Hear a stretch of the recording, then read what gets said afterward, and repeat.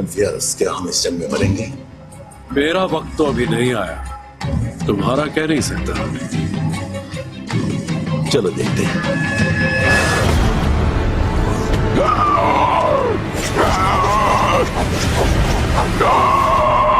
ये कुछ ज्यादा ही गर्म नहीं हो गया?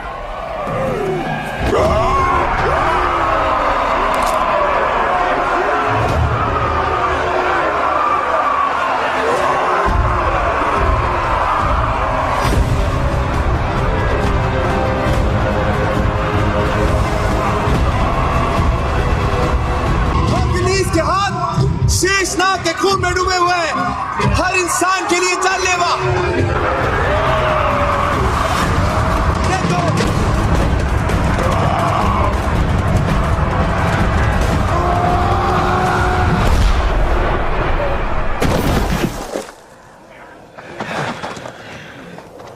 देखा तुमने? जंग में देवता हमारे साथ हैं।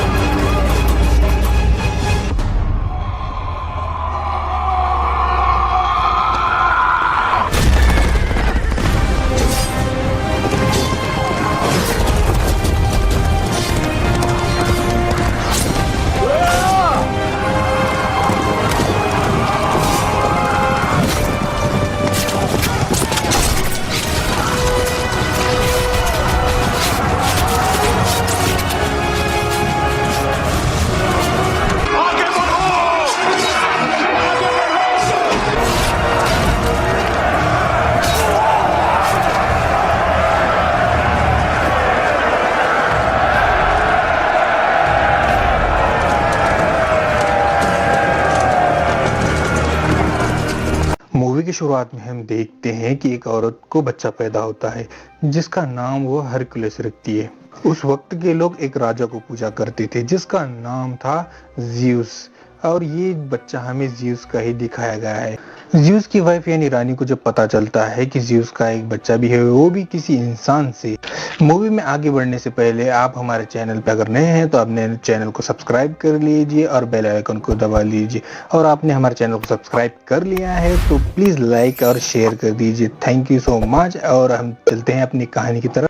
अब हम देखते हैं कि हरकुलस थोड़ा बड़ा हो चुका है, लेकिन ज़्यूस की वाइफ रानी उसको मारने के लिए 2 सांप भेजती है, लेकिन ये ज़्यूस का बेटा ही था इसलिए उस पूरा पावरफुल था, इसलिए वो पास आने से पहले दोनों सांपों को मार देता है। अब हम देखते हैं कि हरकुलस काफी बड़ा हो चुका है।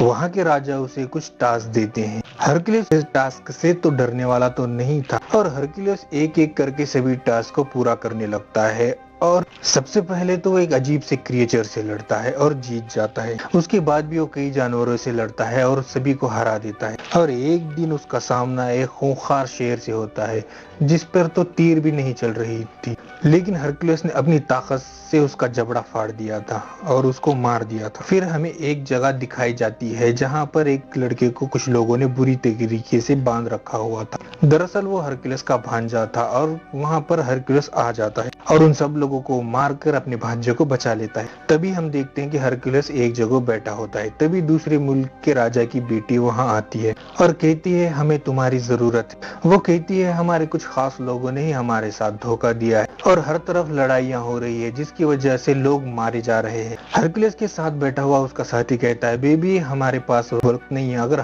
तुम अगर कुछ ज्यादा पैसे दो तो हम इसके बारे में सोचेंगे। वो राजकुमारी उससे कहती है कि जंग में लड़ना तो फख्र की बात होती है। तो हरकुलस कहता है कि हमें हथियार बनाने के लिए भी तो पैसे चाहिए। शहजादी कहती है मेरे बाबा यानी राजा वो बहुत अमीर है, वो तुम्हें बहुत सारा सोना दे सकते हैं। और हरकुलस मान जाता है और उसके साथ उसके मुल्क आ जाता है। वहाँ पर एक बहुत बड़ी मूर्ति लगी हुई थी जो कि ज़्यूस के वाइफ की थी। वो शहजादी उसे बताती है कि ये 5 साल में बनकर तैयार हुआ है।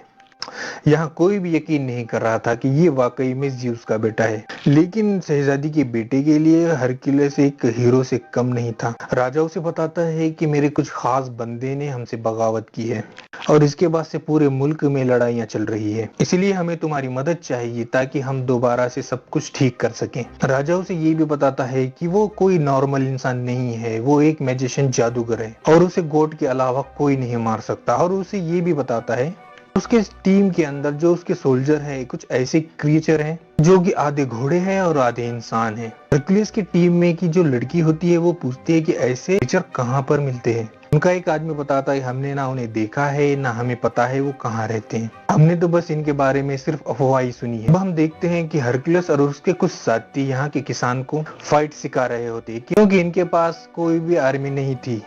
हरकुलस कहता है तुम सब एक साथ में दीवार की शक्ल में खड़े हो जाओ। जैसे ही वो दीवार की शक्ल में सब खड़े हो जाते हैं तो हरकुलस का आदमी भाग में का भाग की तरह भागकर दीवार को तोड़ देता है और अंदर तक घुस जाता है। हरकुलस कहता है इतनी कमजोर दीवार, अगर ऐसे ही दीवार रही तो तुम लोग हार जाओगे और मारे जाओगे। अब यहाँ हरकुलस पूरे फार्मर्स को ट्रेन कर रहा होता है। तभी हमें एक पता चलता है कुछ लोग इनके मुल्क पर अटैक करने आ रहे हैं। जब ये बात हरकुलस को पता चलती है तो वो जंग करने के लिए मना करता है। वो कहता है कि जंग के बाद हमारे पास कुछ भी नहीं रहेगा, लेकिन वहाँ का राजा कहता है कि हम जितनी जल्दी इन लोगों को खत्म कर देंगे उतनी ही जल्दी हमारे मुल्क में सुकून, अमन और शांति आ जाएगी। अब रात में हम देखते हैं शहजादी का वही बेटा जो कि हरकुलस को हीरो मानता था, वो हरकुलस से मिलने आता है और उससे कहता है आप मुझे बहुत अच्छे लगते हैं और मैं भी बड़ा होकर आप जैसा ही बनूंगा।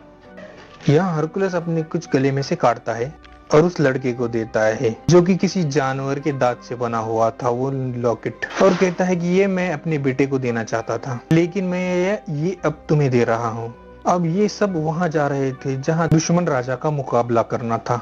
रास्ते में ये लोग देखते हैं कि कुछ जगह पर कटे हुए सर लटके हुए हैं। राजा यहाँ बताता है कि हमको कुछ देर हो गई और हमसे पहले ही वो आ चुका है और उसने हमें डराने के लिए यहाँ के लोगों को मार दिया। हरकुलस कहता है हम यहाँ से पैदल जाएंगे और सब पैदल चलने लगते हैं। हरकुलिस यहाँ नोट करता है कि ये डेड बॉडी है जो पुरानी है, ये एक साजिश थी उनका ध्यान भटकाने के लिए। तभी हम देखते हैं कुछ कबीले के लोग चारों तरफ से आ जाते हैं। हरकुलिस काफी हैरान होता है कि हम तो इनकी मदद करने के लिए आए हैं और ये हम पर ही हमला कर रहे हैं। फिर हमें पता चलता है कि दुश्मन राजा एक जादूगर भी था और वो ही इन लोगों के दिमाग को भी कंट्रोल किया करता था। यहाँ पर ये कबीले वाले हरकुलिस और उसके साथियों पर हमला कर देते हैं। इन सब में बहुत हानामारी होती है। हरकुलिस भी काफी अच्छी तरीके से फाइट करके सभी को मार देता है। अब राजा परेशान हो जाता है क्योंकि उसके बहुत सारे सिपाही मारे जा चुके थे। हरकुलिस कहता है, चीचा मैंने तो पहले ही आपसे कहा था कि जंग हमारे लिए अच्छी नहीं है। लेकिन हम अब देखते हैं कि हरकुलिस काफी परेशान रहने लगा था और रातों को भी जागने लगा था। वो ख्वाब देखता है कि उसकी फैमिली अब मर चुकी है। जानवर भी दिखता है जिसके 3 सर थे। हरकुलिस के आदमियों में से उसे एक आदमी कहता है, यहाँ आने से पहले मैंने एक ऐसे जानवर से बात की जो कि गॉड की बात इंसानों तक पहुंचाती है और फ्यूचर के बारे में भी बताती है, और उन्होंने तुम्हारे बारे में ये कहा कि तुम अपना इनकम्प्लीटेड काम करो। लेकिन हरकुलिस काफी परेशान था तो इसलिए वो इस बात पर ध्यान नहीं देता। हरकुलिस की एक बीवी और 3 बच्चे थे और उसकी बीवी और बच्चों को मार दिया गया था, जिसका जिम्मेदार भी उसे ठहराया गया था, जिसकी वजह से उसे अपने खुद के मुल्क से बाहर निकाल दिया गया था। आगे हम देखते हैं ये दुश्मन राजा की और आगे बढ़ते हैं। देखने से तो ऐसा लग रहा था कि जो फार्मर हरकुलिस ने ट्रेन किया था वो ठीक ठाक से लड़ नहीं पाएंगे और हार जाएंगे, लेकिन वो लकीली बहुत अच्छी तरीके से लड़ते हैं और जीत जाते हैं। फिर वो दुश्मन राजा हरकुलिस की तरफ बढ़ता है ताकि उसे मार सके। हरकुलिस फौरन उसका घोड़ा उठाकर फेंक देता है और उसे कैद कर लेता है, और कैद करने के बाद उस बूढ़े राजा के पास लेकर आता है। वो राजा कहता है, तुमने मुझे बिना वजह के ही कैद किया है, मैंने तुम्हारे मुल्क का कुछ नहीं बिगाड़ा। हरकुलिस कहता है, तुमने नहीं किया तो और किसने किया है? वो दुश्मन राजा कहता है, तुम खुद जरा सोचो, तुम जिस राजा के लिए लड़ रहे हो अगर वो इतना ही अच्छा और ताकतवर था तो उसकी खुद की फौज और कहाँ गई और तूने उसे तुम्हारी क्यों जरूरत पड़ी? तुम जिस राजा के लिए लड़ रहे हो वो राजा बिल्कुल ठीक नहीं है।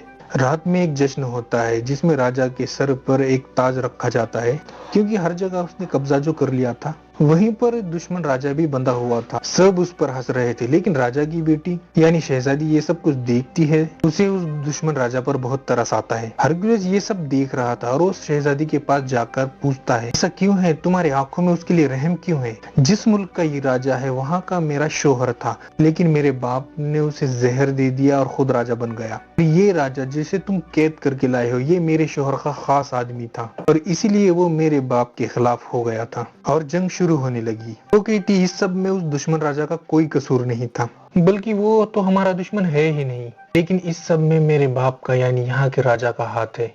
मेरे बाप के सामने मैं इसलिए कुछ बोल नहीं सकती क्योंकि मेरा बेटा अभी छोटा है, तो वो उनके कंट्रोल में है। और वो उसे कहती है कि मेरे बेटे को यहाँ से ले जाओ और उसे अपने जैसा बनाओ, उसे अपने तरीके से ट्रेनिंग दो। और यहाँ राजा का खास आदमी आता है और हरकुलिस से कहता है कि राजा ने आपको याद किया है। अब हरकुलिस राजा के पास जाता है तो राजा उससे कहता है, मैं बहुत खुश हूँ कि तुमने हमारा साथ दिया, किसानों और मजदूरों को जंग के तरीके सिखा दिए, और देखो आज मैं राजा हूँ। अब आगे वो लोग दूसरे लोगों को लड़ाई के तरीके सिखाएंगे और धीरे धीरे मैं पूरी दुनिया पर कब्जा कर लूंगा। ये सब तुम्हारी वजह से हुआ है, तुम मेरे खास आदमी बनोगे। तो हरकुलिस चीचा को कहता है, चीचा नहीं, मैं आपका साथ नहीं दूंगा।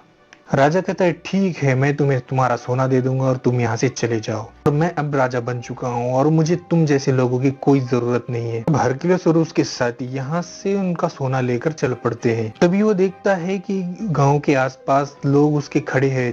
दरअसल वो सभी लोग काफी उदास थे और मायूस दिख रहे थे। वो सभी नहीं चाहते थे कि हरकुलिस यहाँ से जाए, क्योंकि हरकुलिस ने उनको सबको रहने के तरीके सिखाए थे।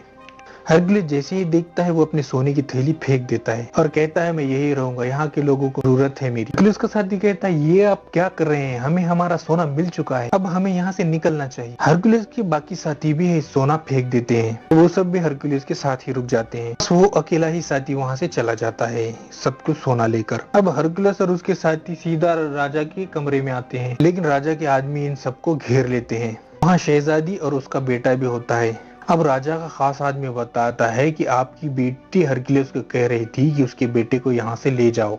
ये सुनते ही राजा उसकी बेटी से उसके बेटे को छीन लेता है। यहाँ पर राजा का एक आदमी हरकुलिस पर अटैक कर देता है, जिसकी वजह से वो बेहोश हो जाता है। जब उसे होश आता है तो वो देखता है कि वो बड़ी बड़ी जंजीरों में बंधा हुआ है। तभी वहाँ पर उस मुल्क का राजा आता है जहाँ पर हरकुलिस पैदा हुआ था और बड़ा हुआ था। हरकुलिस ने उसका काफी साथ दिया और उसके साथ कई जंगें लड़ी थी, और यहाँ उसने भी चीट किया और उसने उस बूढ़े राजा के साथ यानी चीचा के साथ एग्रीमेंट कर लिया, हम पूरी दुनिया पर कब्जा करेंगे। वो अपने साथ 3 भेड़िए भी लेकर आया था। इन तीनों भेड़िए की शक्ल वैसी ही थी जैसे कि हरकुलिस को सपने में दिखती थी। वो सोचता है कि जब मेरी बीवी और बच्चे को मारे गए थे तब भी सेम ऐसे ही मुझे आवाजें आती थी। इसका मतलब इस सब के पीछे भी इस राजा का ही हाथ था। हरकुलिस पूछता है कि तुम्हारे ऐसा करने की वजह क्या थी? तो उस मुल्क का राजा जहाँ हरकुलिस बड़ा हुआ था वो कहता है कि मुल्क के राजा हम थे, तुम्हारे कारनामों और बहादुरी की वजह से सब लोग तुम्हारा नाम क्यों लेते थे? हमारे पास इसके अलावा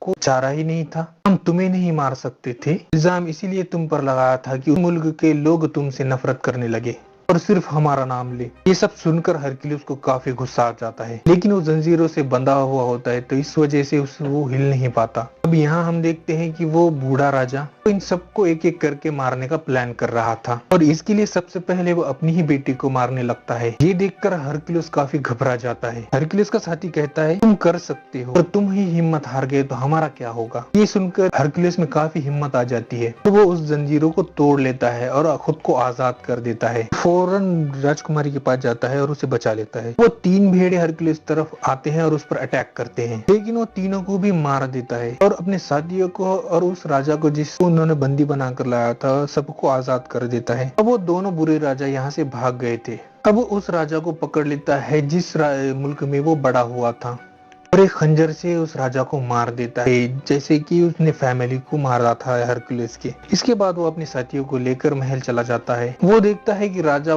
बहुत ज्यादा फौज के साथ खड़ा हुआ था। एक आदमी ने राजकुमारी के बेटे के गले पर खंजर रखा हुआ था। राजा हुक्म देता है कि इस बच्चे को मार दिया जाए। भी वहाँ एक आदमी आता है, वही जो हरकुलिस साथी था, और वो सोना लेकर चला गया था। फौरन तीर से उस आदमी को मार देता है जो वो बच्चे को मारने वाला था। वो सब वो छोटे बच्चे को बचा लेते हैं, लेकिन अब वो पूरी की पूरी फौज इन सब पर हमला करने लगती है। हरकुलिस भी बराबर मुकाबला करता है। इसी दौरान हरकुलिस के एक साथी की डेथ हो जाती है। इस राजा की बाकी की फौज भी आगे बढ़ रही थी। हम देखते हैं कि हरकुलिस के आदमियों ने वैसी ही दीवार बनाई थी जिसे तोड़ना नामुमकिन था। हरकुलिस देखता है कि वहाँ पर एक ज़्यूस की वाइफ की बहुत बड़ी मूर्ति लगी हुई है। जैसे ही राजा की फौज ऊपर आ रही होती है वैसे ही हरकुलिस उस स्टैच्यू को यानी वो मूर्ति को उन तरफ गिरा देता है, और वहाँ से सब सोल्जर पीछे हट जाते हैं। राजा ये सब देखता है तो अपने सिपाहियों पर काफी गुस्सा होता है और कहता है जाओ हरकुलिस को मार दो। तभी उस स्टैचू का ज़्यूस की वाइफ का सर आकर उस पर गिरता है और वो राजा मारा जाता है। अब राजा के सब सोल्जर हरकुलिस की ये बहादुरी पर उसके सामने झुक जाते हैं। लोग अभी भी नहीं जानते थे कि ये वाकई में ज़्यूस का बेटा है भी या नहीं, लेकिन ये ज्यादा जरूरी नहीं था क्योंकि ये बहादुर और ताकतवर था, क्योंकि इस चीज ने उसे आम लोगों से ऊपर कर दिया था और वो लोगों का ख्याल भी रखा करता था। इसीलिए सब लोग हरकुलिस की तारीफें करने लगते हैं और यहीं पे मूवी समाप्त हो जाती है।